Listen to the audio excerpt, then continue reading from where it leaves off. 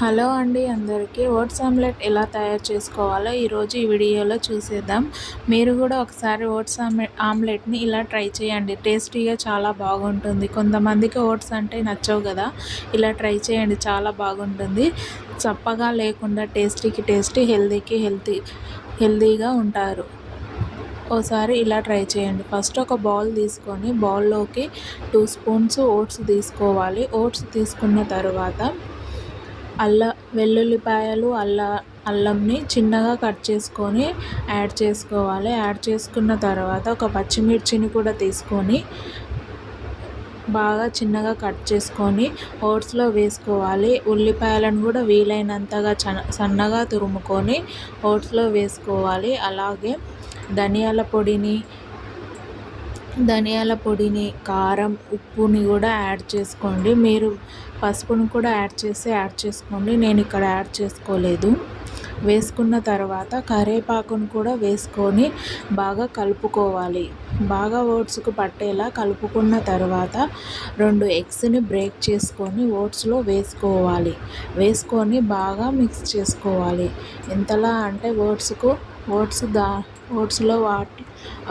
ఓట్స్లో నానేట్టు mix చేసుకోవాలి. Mix చేసుకొని బాగా కలుపుకుంటూ ఉండాలి. బాగా కలిపితేనే, ఇంతలా కలిపితే అంత బాగా టేస్ట్ బాగా కుదురుతుంది. బాగా కలుపుకున్న తర్వాత స్టవ్ పై ప్యాన్ పెట్టుకొని పెనాన్ని హీట్ ఎక్కనివ్వాలి. పెనం హీట్ అయ్యాక ఆయిల్ యాడ్ చేసుకోవాలి. ఆయిల్ యాడ్ చేసుకున్న తర్వాత ఆయిల్ని హీట్ ఎక్కనివ్వాలి. హీట్ అయిన తర్వాత ఓట్స్ని కొంచెం కొంచెంగా వేసుకొని ప్యాన్ మొత్తం స్ప్రెడ్ చేయాలి. ఇలా స్ప్రెడ్ చేసుకున్న తర్వాత కాసేపు ఉడకనివ్వాలి. 1 మినిట్ కాసేపు ఉడకనివ్వండి. 1 మినిట్స్ లో ఫ్లేమ్లో పెట్టి ఉడకనిచ్చుకోండి. ఓట్స్ బాగా ఉడుకుతాయి.